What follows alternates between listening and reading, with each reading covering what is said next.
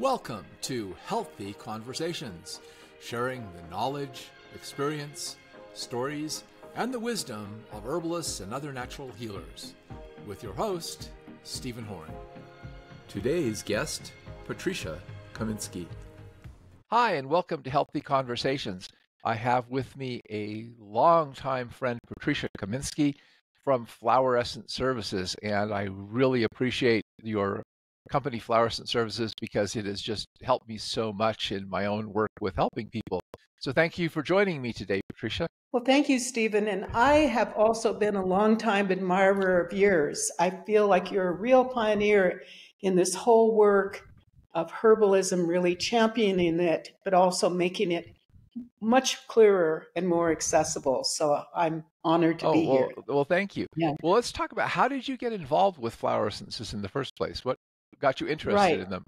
Originally, I used Flower Essences as a private school teacher. And I was working with a child that had dyslexia. And I noticed, this was several decades ago, but I also knew that child had lived in 4 homes because his parents had been divorced, and he lived in each 2 new homes when his parents remarried. So in the course of about 2.5 to 3 years, that poor child had been so chaotically growing up with these different places to live. And I felt like, I've got to do something emotionally for him. And I'd heard very recently at that time about the Flower Essences, and I gave him clematis. And just that one remedy brought him in, because clematis is one of the ones that Dr. Bach developed for this very sort of excarnated, sometimes dreamy, but not really here. And the dyslexia was really for him the inability to focus, to actually see. To be present here in this exactly. life. And since then, actually, it's a very common remedy for children with reading disorders, because what we're doing is we're looking at what might be emotionally there. And so that was so powerful for me. And then I met my husband, who is my partner, Richard Katz.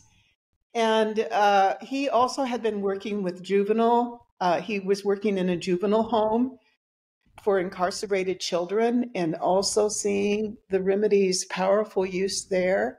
And I also use them in a therapeutic setting later, as well as in teaching in another therapeutic setting with young gang members from Los Angeles and other places who were really hardened. And I saw this capacity of the remedies to reach into a place of what I'm going to call the human soul, where we have the feelings, the mental attitudes. It's beyond what is just the physiological body. Right. And that was actually kind of Edward Bach who started the flower remedies idea, was that there was a higher self, a soul or something that was trying to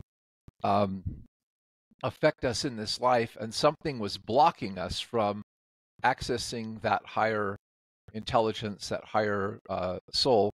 And of course, that I think is one of the things that actually causes us not only to have mental, emotional problems, but even physical health problems as well. Exactly. And Dr. Bach was a medical doctor.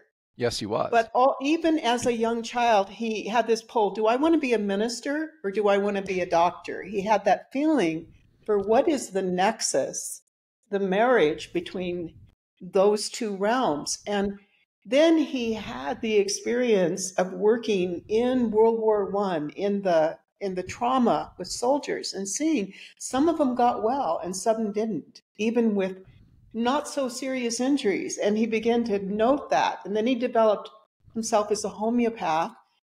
And then he also worked in the Great Depression. He worked in the Spanish flu, the other pandemic. And in all these cases, he noted more and more deeply that we can't heal people unless we're also addressing what's going on in this other part of the human being. But not through psychiatric drugs. That just changes the brain chemistry. He really wanted to find remedies that somehow got into these archetypal places. Well, I think we've made a big error in our society by separating psychiatry from medicine. Like Yes. somehow those two things are completely separate things when they're not. They're completely intertwined and interconnected. I agree. And the other thing is that what we do, say for instance, with a serotonin uptake inhibitor, is what we're trying to do is manipulate the brain chemistry. It would be the same as if you had a red light on the car that was flashing and saying, you need to change the oil. And you say, well, I'm going to just stop this red light from irritating me. And now I'm okay. No, you're not okay. So really, psychiatry doesn't really get into the depth. It can sometimes change an outer behavior for a while, but it doesn't actually address the real human being. So how did you get started with making the FES quintessentials, that your first, group of flower remedies? Well, we had thought we were just going to make them for some local healers. Richard was working in the Bay Area at that time, and we saw those quintessential beautiful flowers like the California poppy. And we had this insight, you know what?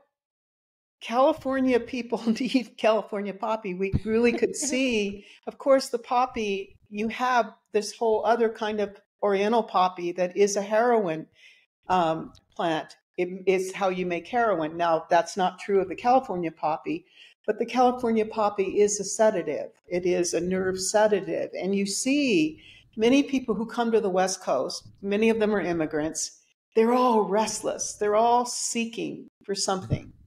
But of course, a lot of that is false. So it becomes drugs. It becomes the latest movie star, the latest guru, the latest nutritional fad, the latest religion, whatever it is. And the core gold, we say, in the heart isn't nourished. We don't have that center out of which we can actually be filled spiritually. So we gave the California poppy, and it was amazing. But pretty soon we started getting people from Holland who wanted this for the same syndrome. So we found out that the California poppy really is a universal archetype. And from there, the work just gradually grew. We started observing certain plants, testing them with people. And over time, we developed a small repertoire that kept growing. Hmm. So, Yeah, that's wonderful. Well, when you as you got going with this, how did you figure out what was the process you used to figure out what remedies, what a plant would do? You, well, first of all, both of us have had a long time love for plants. I grew up on a farm in the Midwest and had a number of aunts that were old time traditional herbalists and really house people in the truest sense of the word, making and doing things with plants, with food. So that was sort of in my blood and also in Richard's blood. But what we do, we study the plants, and we've actually developed a whole system called 12 windows because we train our students to look at plants in lots of different ways.